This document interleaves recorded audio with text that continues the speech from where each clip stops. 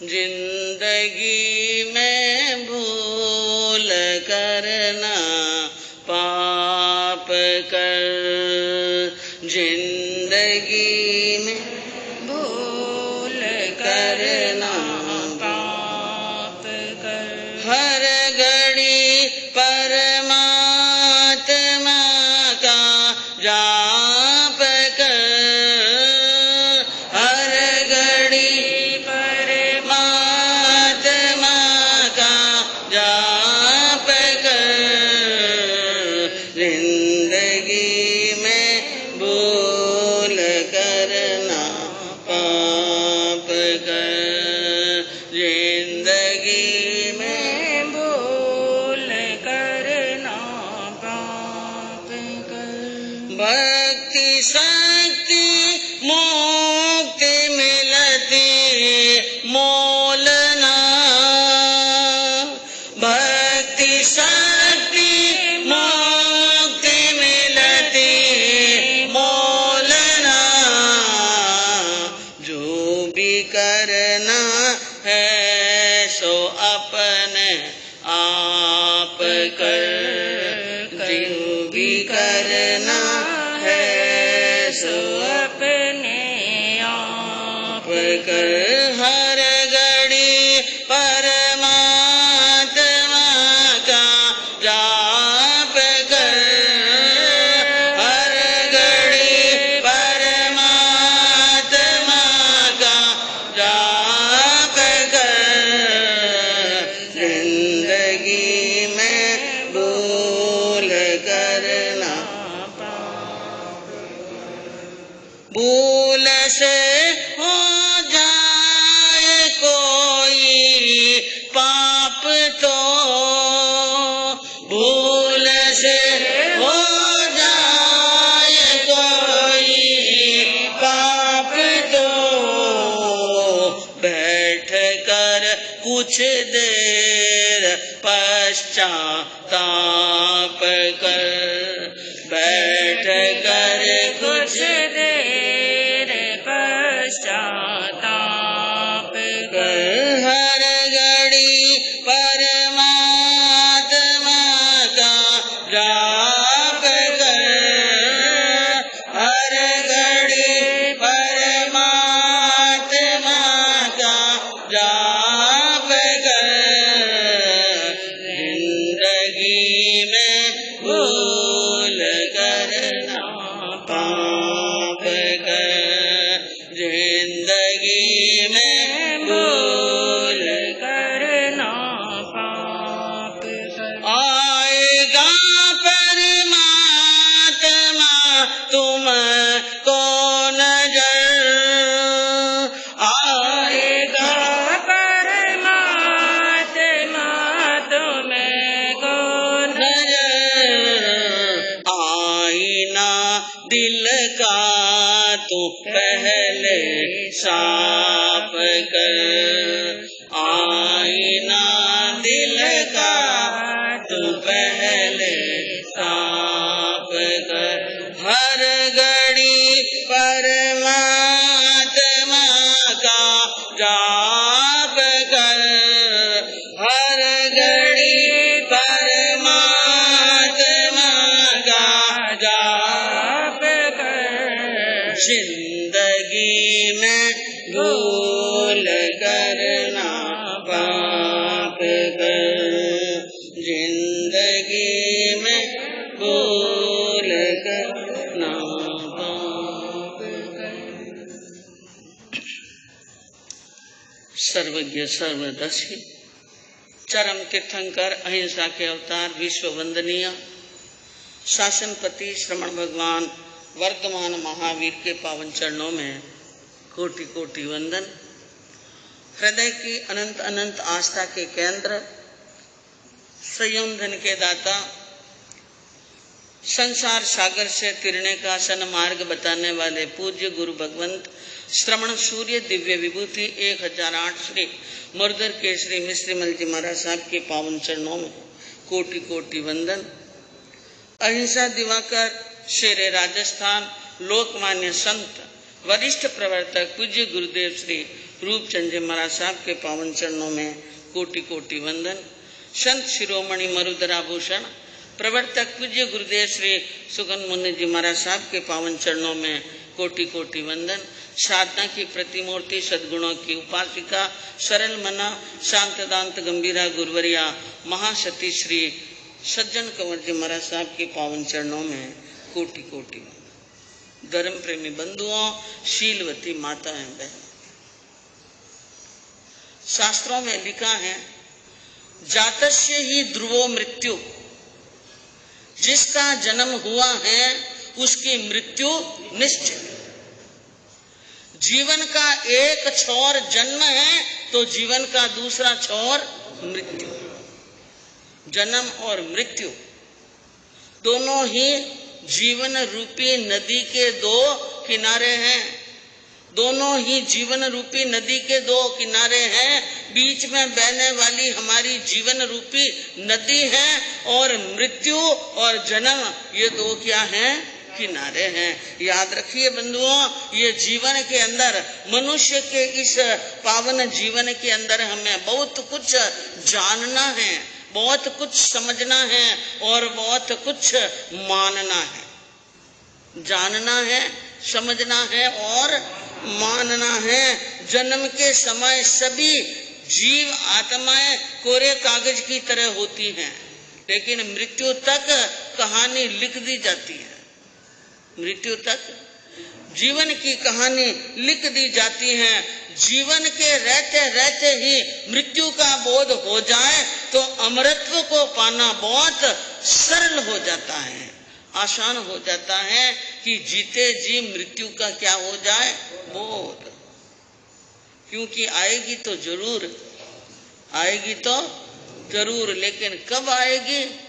कुण जाने काल की शे दिन आशे, कुण जाने काल के से दिन आसे, तो ओ घर छोड़ की शे घर जासे रे, ओ घर छोड़ के से घर जासे, कहीं रे गुमान करे इतना मान करे गो गुमान करे गो, तो नरक गति माय जाय पड़े गोरे, नरक गति माहे जाय पड़े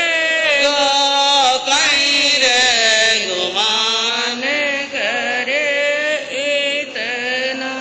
इंद्र नरेंद्र हुआ रे चक्रवर्ती, इंद्र नरेंद्र हो अरे चक्रवर्ती, तो वह पीण छोड़ गया आदर तीर, वह पीण छोड़ छोड़ गया आदर की, कहीं रे मिजाज करे। इतना। इंद्र नरेंद्र हुआ चक्रवर्ती और वह पिंड छोड़ गया आधरती। धरती किसी के साथ में नहीं जाती है। और कुण जाने काल किसे दिन आसी, इस काल का भी कोई भरोसा नहीं है। घर में आएगा के बाहर में आएगा, अकेले में आएगा या जमेले के बीच में आएगा, सुबह आएगा या शाम आएगा, कोई भरोसा नहीं है। इसलिए कहते हैं जिसका कोई भरोसा नहीं, हर वक्त उनका डर रहता है। हर वक्त क्या रहता है? डर रहता है। जैसे एक नृत्य करने वाला एक नट होता है। राजस्थान के अंदर आपने देखा होगा, साउथ में तो हमने अभी तक देखा नहीं, कहीं देखने में नहीं आया। आपने देखा होगा तो पता नहीं कि वो जो नट होते हैं, नृत्य करते हैं, दोनों तरफ बांस रोप देते हैं, उसके ऊपर एक पतली सी रस्सी बांधते हैं और उन रस्सी के ऊपर नट कर्तव्य करता है। क्या करता है? कर्तव्य करता है, खेल दिखाता है, और नीचे उन नट के जो सदस्य हैं बैठे बैठे डपली बजाते हैं, ढोल बजाते हैं, और बहुत सारा लंबा चौड़ा घेरा होता है, स्त्री पुरुष बच्चे होते हैं, चिल्लाते हैं, कोई वाह वाह करते हैं और कोई उनके ऊपर पैसे फेंकते हैं, गड़गड़ाहट की आवाज होती है, पैसे भी फेंके जाते हैं, गीत भी गाए जा रहे हैं, लोग हल्ला भी कर रहे हैं, लेकिन उस नट का ध्यान किस में रहता है? हाँ, नट का ध्यान रस्सी के ऊपर और अपने शरीर के संतुलन को बराबर बनाए रखने में रहता है। वो जानता है अगर मैंने थोड़ा भी संतुलन खो दिया तो नीचे गिरते ही मेरी क्या हो जाएगी? मौत। इतना हल्ला है, इतना पैसे फेंक रहे हैं, इतने लोग देख रहे हैं, उनका ध्यान किसी की तरफ नहीं है, कर्तव्य बता रहा है और संतुलन क्या रख रहा है?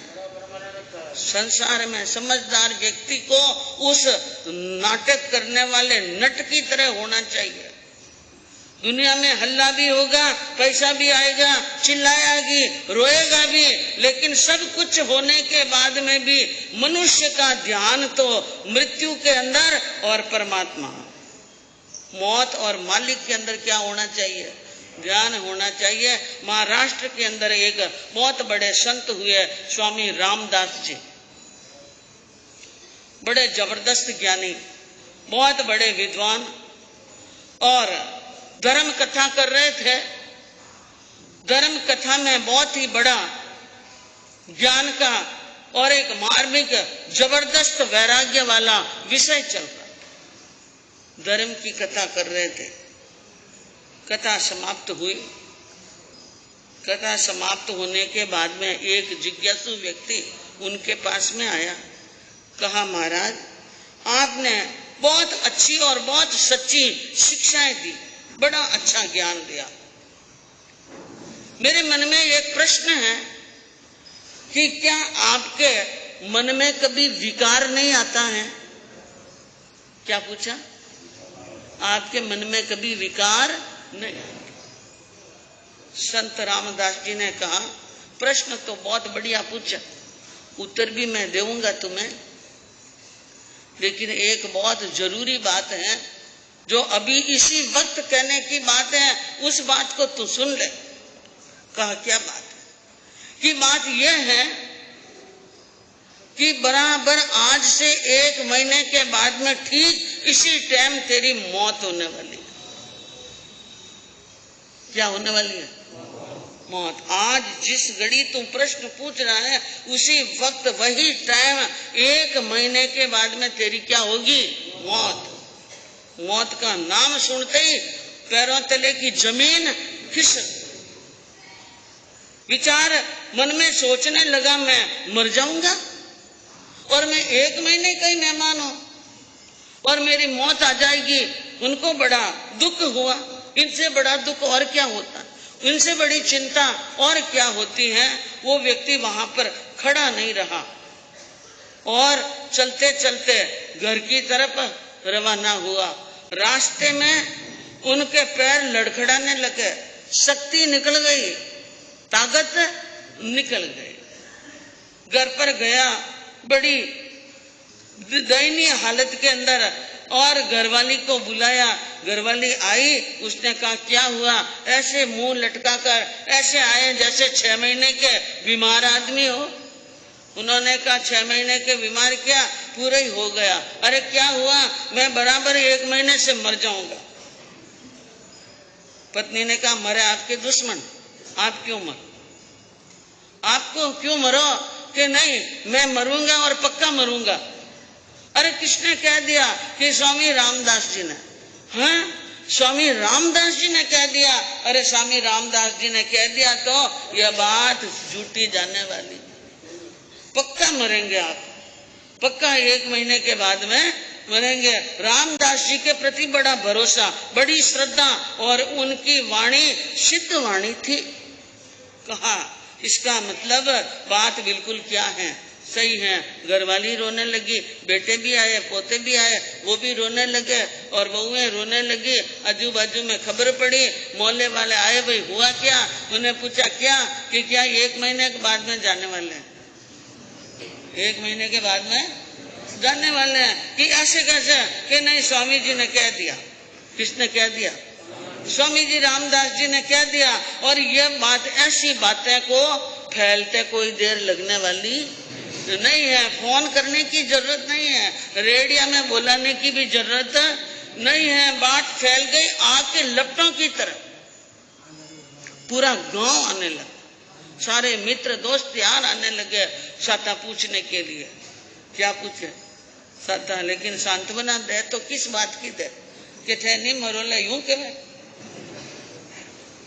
हिम्मत रखो भाई, मौत तो सबको आनी, यही कहेंगे ना, हिम्मत रखो भाई, मौत तो सबको आनी है। क्या पता हम आप तो 1 महीने जिएंगे, हम 1 महीने के पहले भी चले गए तो कौन, इतने जनों में कौन पहले जाएगा, कौन बाद में जाएगा, कोई पता नहीं है। लेकिन लोग आने लगे, तार हुए, कागज हुए, टेलीग्राम हुए, और दूर दूर के रहने वाले रिश्तेदार, सगे संबंधी, अब 1 महीने पहले खबर पड़ जाए तो सबको आना और बुलाना क्या हो जाता है, जरूर। अब घर के अंदर परिवार के और सगे संबंधी दोस्त यार और गांव वालों के तो प्रतिदिन साथा पूछने के लिए आना। और धीरे धीरे उस व्यक्ति की हालत क्या होने लगी, हालत खराब। दिन दिन घड़ी घड़ी निकलते हैं, पल पल निकलते हैं, घंटा घंटा निकलते हैं। आज 1 दिन कम हुआ, आज 1 दिन कम हुआ, आज 1 दिन का। जो जो मौत नजदीक आ रही है, शरीर की शक्ति निकलती जा रही है और एक प्रकार से बीमार हो गया और विचार करने लगा मौत आने वाली है, किसी की कोई उधारी तो नहीं रह गई, वो भी दे दो। किसी के साथ में झगड़ा हुआ हो, किसी की उधारी रह गई हो तो उधारी चुका दो। झगड़ा हो गया हो तो हाथ जोड़ करके सच्चे दिल से क्या कर लो, क्षमा कामना कर लो, सबसे मिल लो, सबसे प्रेम से मिल लो और सबका मान सम्मान करो। सबसे प्रेम से मिले, सबका मान सम्मान किया और सबके साथ में अच्छा व्यवहार किया। भूल में, चूक में, दिन में, रात में, होली दिवाली कभी भी कुछ कहने में आ गया तो भाई हाथ जोड़कर पगा पड़ करके क्षमा कामना करता हूँ, मुझे माफ कर लेना, मैं गलत था, तुम सही थे। सबसे क्या कर लिया, क्षमा कामना। बचे हुए समय में भगवान का क्या ले रहा है, नाम ले रहा है। छोटे मोटे त्याग पचकान भी क्या हो गए, शुरू हो गए। और भगवान का भजन करना, भगवान के नाम की माला फेरना, आए गए को क्षमा कामना करना, सभी को हाथ जोड़ जोड़ कर अभिवादन करना और मौन रह करके वहां पर आराम से समय व्यतीत कर रहा है। आराम तो क्या है, मौत तो सामने दिख, दिन निकलते क्या देरी लगती है। कल तो चातुर्मास का प्रवेश हुआ और यहाँ आए कितने दिन हो गए, 15 दिन होने वाला है। चातुर्मास लगने के भी 15 दिन होने वाले हैं। काल समय निकलते हुए कोई देर नहीं लगती, समय किसी का इंतजार नहीं करता है। जिन्हें समय की साधना कर ली सो कर ली, समय निकल गया, 1 दिन पीछे बचा, कल मरने वाले हैं। सबके सब वापिस मिलने के लिए आए, बाजू में बैठ बैठ कर उनसे बातें कर रहे हैं। और वो भी रात निकल गई, सूर्य का उदय हो गया और टाइम ज्यों ज्यों आने लगी, घर वाले सब पास में बैठे हैं, सामने बैठे हैं। अब ये मरने का समय आ गया। पूरे घर के आजू में, बाजू में, गली में, मोहल्ले में, बाजार में यही चर्चा। अब आप देखिए, उसी समय संत रामदास जी भिक्षा के लिए आए। इतना सारा मेला देखा, इतने सारे जन समूह को देखा। भाई क्या बात है कि स्वामी जी वो फलाना व्यक्ति है ना, वो आज मरने वाला। संत गए उनके घर के अंदर और वहां पर बैठा लेटा हुआ था। एकदम संतों को देखा, बैठा हुआ, हाथ जोड़ा और कहा ये क्या मेला लगा के रखा है। उन्होंने कहा महात्मा जी आप भूल गए क्या, आपने कहा था 1 महीने पहले कि आज मैं मरूंगा। हाँ हाँ कहा तो था, पक्का याद है, कहा तो था कि तू मरेगा। अब मैं तुझे एक बात पूछूं, मुझे तुम ये बताओ कि 1 महीने के अंदर तेरे मन के अंदर विकार कितना पैदा हुए? क्या पूछा? विकार। उसने कहा महात्मा जी विकार कहां से पैदा होंगे? अरे मैं तो यानी धर्म में लगा हुआ हूँ, प्रभु स्मरण में लगा हूँ, भजन और प्रार्थना करता हूँ, सुबह शाम माला फेरता हूँ, सबसे क्षमा याचना करता हूँ, उधारी किसी की देनी सो दे दी और मेरे हिस्से की पूंजी का दान पुण्य करना सो भी कर लिया। विकार का तो नाम ही खड़ा होने वाला नहीं है। तो यानी उन महात्मा जी ने कहा कि मौत नहीं आएगी आज तेरे को। यह तो तेरे प्रश्न का उत्तर था। क्या था? तेरे प्रश्न का उत्तर था जिसको मौत सामने नाटक नृत्य करती हुई दिखे उनको किसी प्रकार का विकार नहीं आता है। मैं प्रति पल मौत को याद करता हूँ, मौत मेरे सामने रहती है, इसलिए मैं 1 मिनट के लिए, 1 पल के लिए भी मौत को भूलने वाला। ये सांस है ना, ये कब रुक जाए इसका कोई पता। सांसों का क्या भरोसा, सांसों का क्या भरोसा, रुक जाए चलते चलते, रुक जाए चलते चलते, जीवन की है जो ज्योति, जीवन की है जो ज्योति, बुझ जाए चलते चलते, बुझ जाए जलते जलते, सांसों का क्या भरोसा, सांसों का क्या भरोसा, रुक जाए चलते चलते, रुक जाए चलते चलते, जीवन है 4 दिन का, जीवन है 4 दिन, का 2 दिन की है जवानी, 2 दिन की है जवानी, जब आएगा बुढ़ापा, जब आएगा बुढ़ापा, थक जाए चलते चलते, थक जाए चलते चलते, सांसों का क्या भरोसा, सांसों का क्या भरोसा, रुक जाए चलते चलते, ज्ञानियों ने कहा यह सांस कब रुक जाए चलती चलती कोई भरोसा नहीं है। जीवन की ज्योति का दीप कब बुझ जाए इसका भी कोई भरोसा नहीं है। 4 दिन की जिंदगी है, 2 दिन की जवानी है, गुमान मत कर। अभी आपने सुना कि मौत आती है तो पहले क्या देती है? याद रखो, क्या देती है?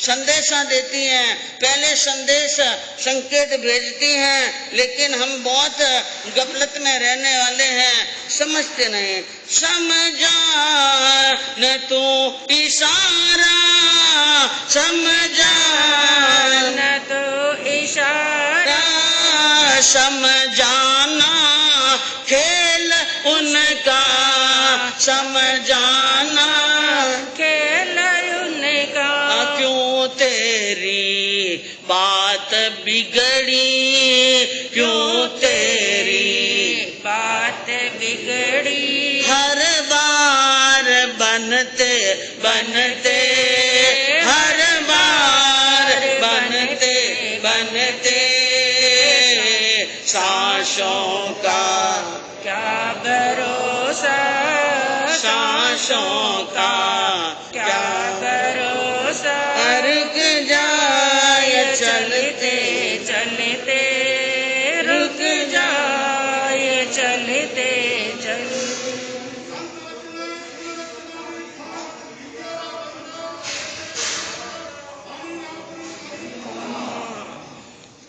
संत महात्मा ने समझाया कि भाई इन सांसों का कोई भरोसा नहीं है, मृत्यु का बोध प्रतिपल होना चाहिए।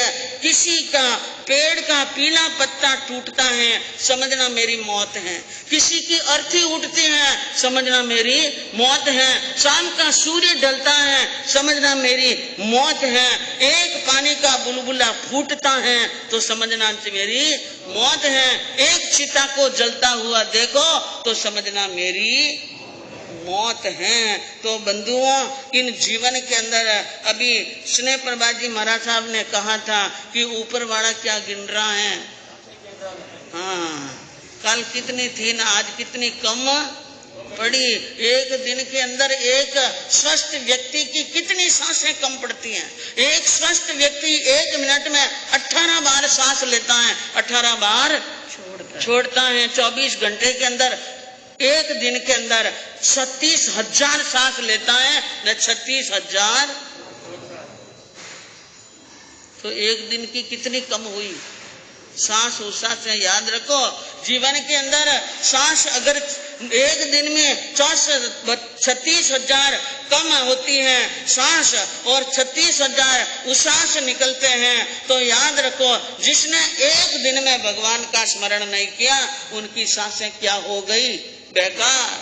उनका जीवन बेकार हो गया है। बंधुओं, ये समय बार बार आने वाला नहीं है। समय तेज गति से जा रहा है। कल आपने सुना था मां सती अंजना जी के जीवन चरित्र के अंदर पवन कुमार जी के मन के अंदर एक विचार आया कि मैं वहां ससुराल जाऊं और किसको देखूं, अंजना सती के रूप को, उनके गुण को। सजन कहे एक बार मुझ संग सासरे चालना जी, कैसी कन्या कैसा रूप सुंदर अंगी, सची स्वरूप है नहीं दूजी उन अनुरूप। मेरी मोहन गारी प्यारी मुझे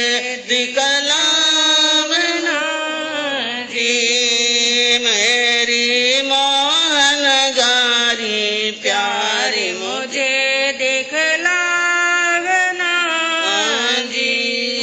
देखा बिन मनड़ो दुख पावे, देखा हिन दुख पावे, देखन हित चित नित ललचावे, प्यारी बिन जीवनो घबरावे, चालो देख सके सुख से अकल निकालना जी।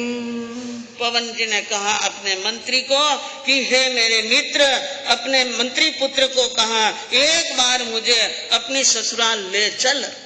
और मैंने जो इतनी महिमा सुनी है, इतने बखान, इतनी गरिमा, इतनी यश कीर्ति अंजना की सुनी है, एक बार आंखों से देख लो। मुझे बड़ी बेचैनी हो रही है, जब तक नहीं देखो मेरा चित्त शांत नहीं रहता है। एक बार दिखा दे, ऐसी कोई अक्ल निकाल। ऐसी क्या निकाल अक्ल, ऐसा कोई उपाय, ऐसी कोई योजना बना कि योजना से हम वहां पर पहुंच जाए। पवन जी कोई साधारण व्यक्ति तो थे नहीं कि उनका ससुराल में जाना और फिर ससुराल से यानी अपने राज्य से निकल कर जाना और ससुराल के राज्य में जाना और वहां पर भी कन्याओं के अंतपुर तक पहुंचना कोई छोटी बात थी क्या? नहीं, वो जानते थे। उन्होंने कहा कोई अकल वाली बात सोच कि जिससे किसी को भी पता नहीं चले। राज कर्मचारियों को और मंत्री को, सुमति प्रधान को, मेरे पिता राजा जी को, महेंद्र यानी प्रहलाद सिंह जी को और माता केतुमती को, किसी को भी कोई बात का पता। छोटे से कर्मचारी को भी सुराग लग गया कि पवन जी ससुराल गए हैं तो मामला सारा बिगड़ जाएगा और गुप्तचरों का जाल चारों तरफ बिछाया हुआ है। इस प्रकार जल्दी कर। तो मन समझ गया मित्र, अब यह प्रेम में पागल हो गया। किसमें हो गए? अब इनको शांति मिलने वाली नहीं है। उसने बड़े प्रेम पूर्वक बड़े धीरज से समझाया, कंवर साहब उतावल से काम होने वाला।